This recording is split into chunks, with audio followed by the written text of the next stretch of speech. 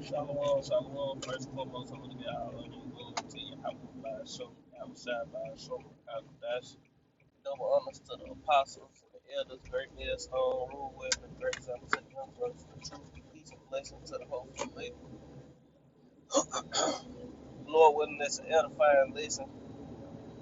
And we're going to get straight into it. It's a video from Dabu77. It's a world's largest fresh produce market catches fire and people are starting to ask questions. Yeah, because I'm gonna play the video, but the point is, this is a planned agenda, man. And they go to show you, like through the spirit, like the spirit been leading me to say,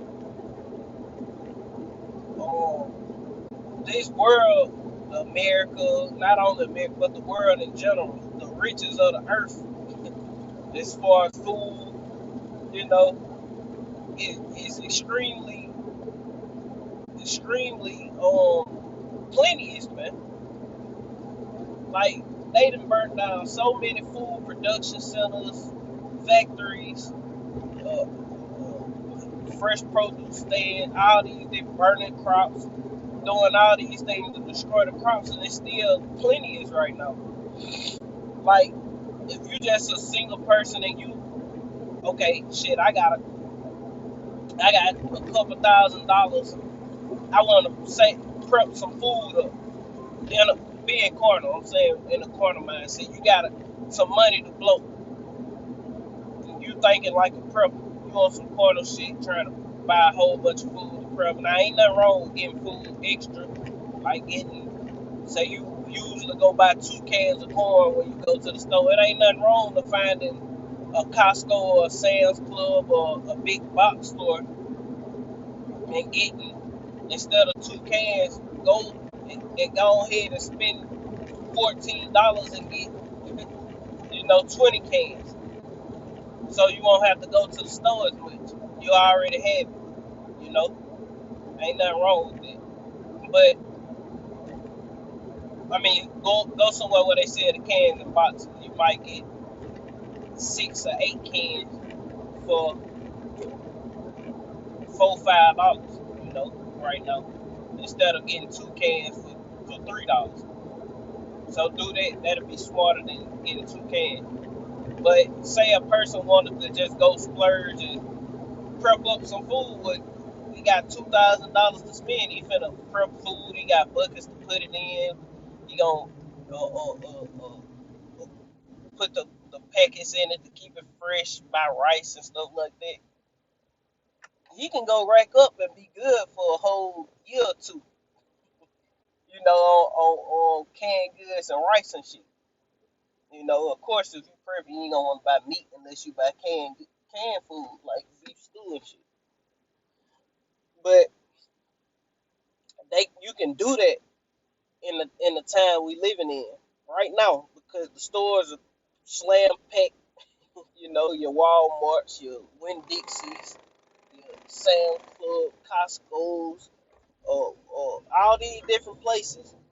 Then, not, let alone you got your fresh produce on the side of the road. If you know how to, do that, like preserve food like that, you can box that shit up and, jar it up in mason jars and put it up, man.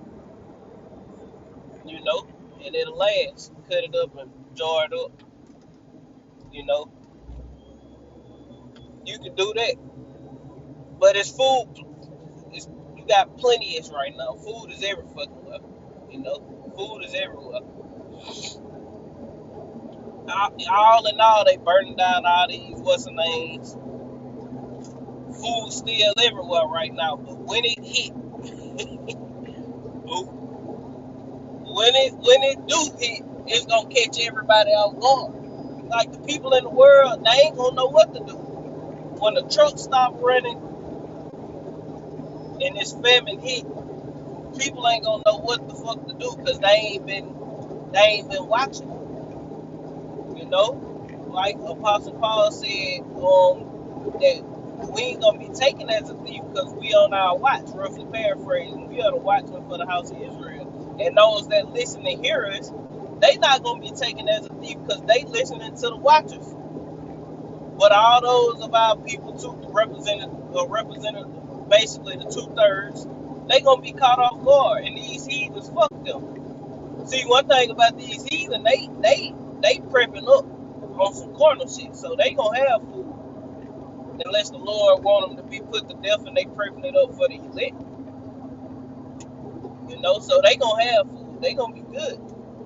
But our people, they finna be caught off guard. Jake go to the store and buy chips and cakes and shit.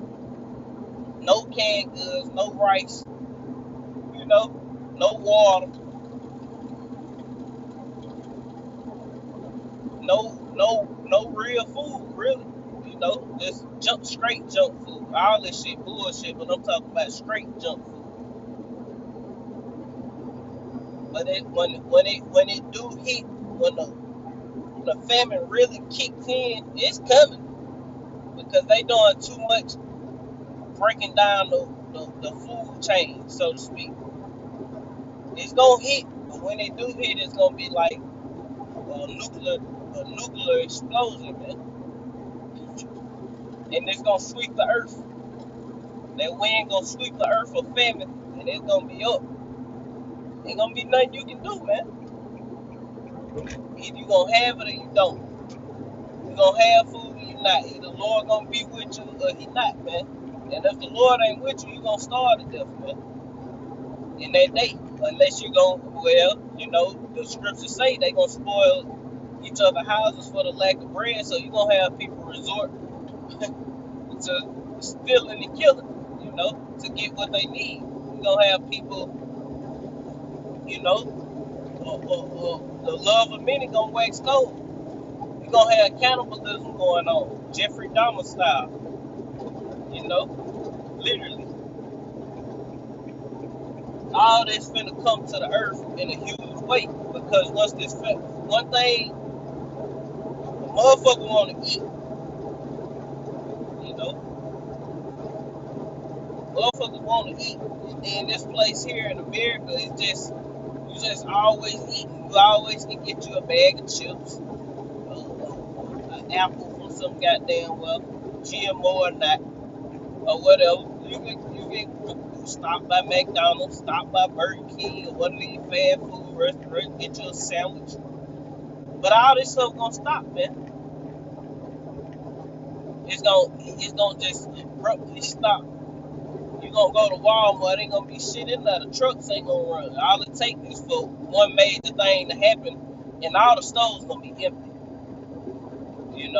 All it takes is one major thing to happen, all the stores gonna be empty within 3 days.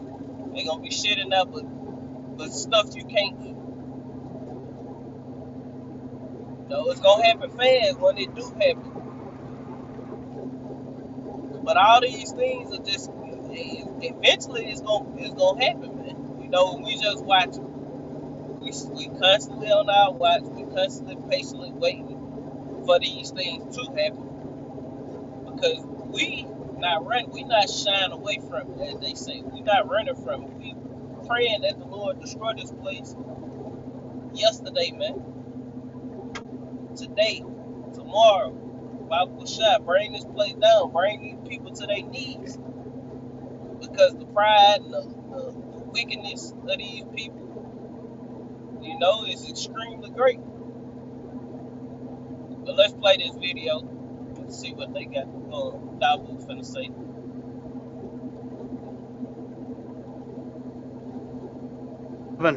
Keeping track of these large fires that have broke loose all around the globe, especially here in the United States and Canada. We have yet another one to add to the list here. The world's largest fresh produce market catching fire. They're stating that they're still investigating what happened in this situation, but this is situated inside of France. It is what they call the world's largest fresh produce market in Paris, France, burning nearly to the ground. Now, this is a massive food supplier for the region. They're saying that it ignited, went up in flames, they got it out, no one was hurt, but they don't know the cause of it.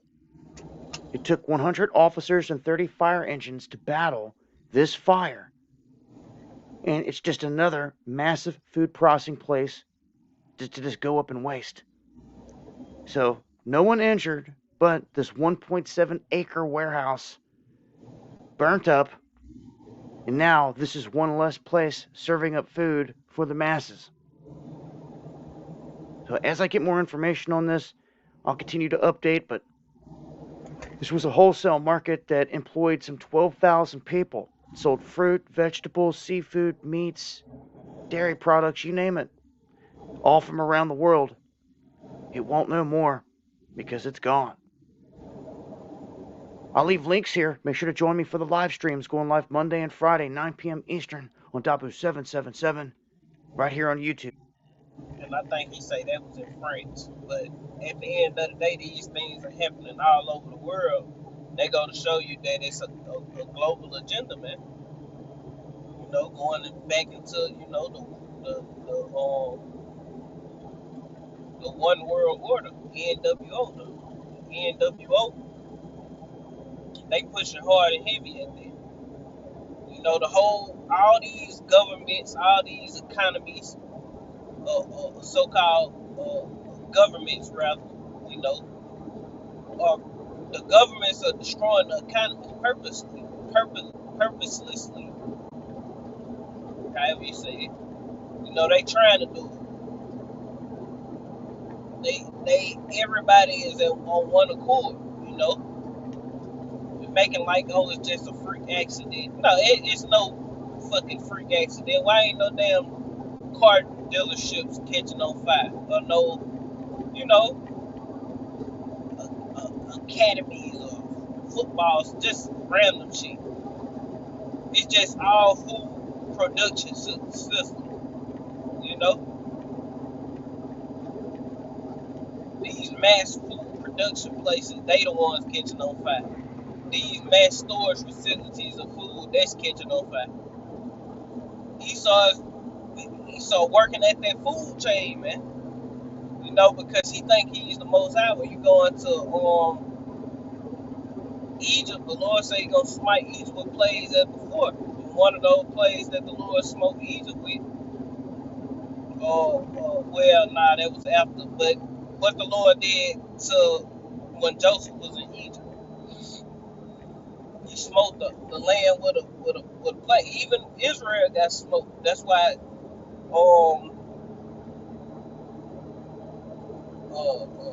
damn, Jacob and his sons ended up in Egypt because they found out Joseph was there, and Joseph, you know, they was doing good at first until the Pharaoh died. They knew Joseph, and it was over after that. You know?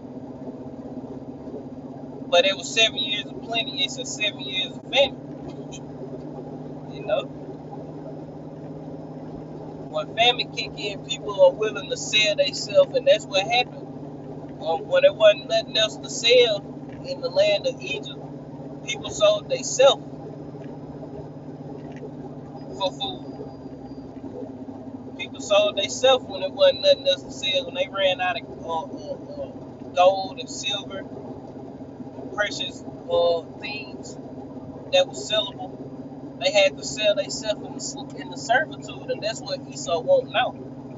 He want people to sell themselves, and that's what's gonna happen when that MOTB get implemented. People gonna sell themselves into servitude. They're gonna sell themselves as slaves to the modern day Egyptians. Through what? Their MOTB. You know, they're gonna pledge their allegiance to their master. If they want him, you know, they don't want to depart from him. And he gonna stick that digital all through their hand, not their ear. He gonna put it in their hand. He gonna lodge it in their hand, and they gonna be perpetual slaves until they die. Them or their master.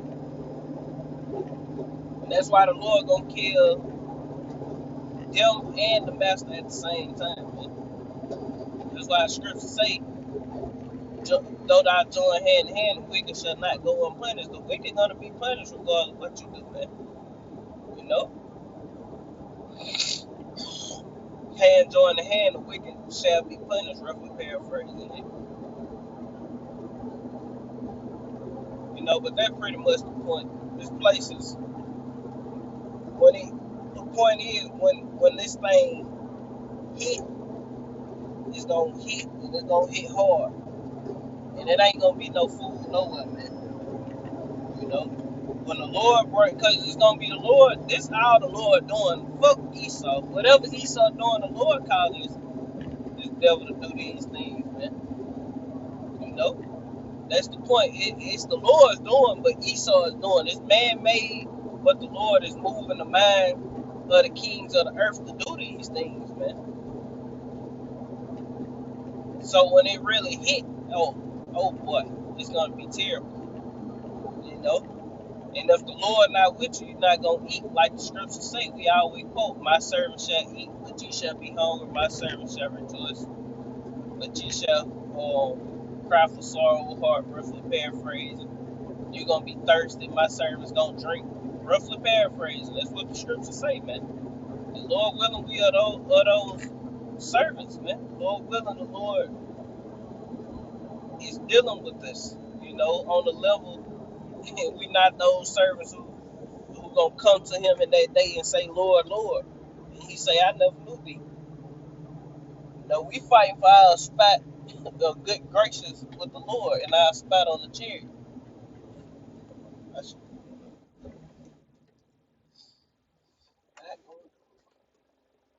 like it. But we fight for our spot on that chariot. We fight. You know, we doing the works now to obtain mercy. You know, and hope that the Lord come through for us when all hell break loose. We prisoners of hope, and we know these things are gonna happen. The elect are gonna be protected. We know these things are gonna happen. We just pray we are part of it. You know, our each individual selves, man. We working out our own salvation with fear and trembling. We can't work nobody else's salvation out. All we can do is focus on our own, and that's pretty much the point. When this thing hit, it's gonna hit hard, and people gonna be caught off guard and ain't gonna know what the fuck to do, man. You know, one of those elite, one of they little quotes, the best way to control people is through food. You know, motherfucker ain't got nothing to eat. You can damn near make them do whatever you want to do when they starve. You know, I ain't talking about starving or I ain't got no money, ain't no food. I'm talking about starving and it ain't no food nowhere. No store you go into is food. You know, you make a motherfucker do whatever you want. But that's pretty much the point. And the motherfucker gonna do whatever they gotta do to eat. Even if it's eating you, eating your child, eating your child, then tying you up and eating you later, man. People can finna do some crazy shit by the time we come because of the lack of bread. But that's pretty much the point. Lord, when this edifying, I want to end to give an honor and glory to Yahweh by Hashem, Yahweh Shai by Hashem, Rakadash, double honors to the apostles and elders, great millstone, rule web, and the grace and touch young person, true peace and blessings to the host of the Shalom.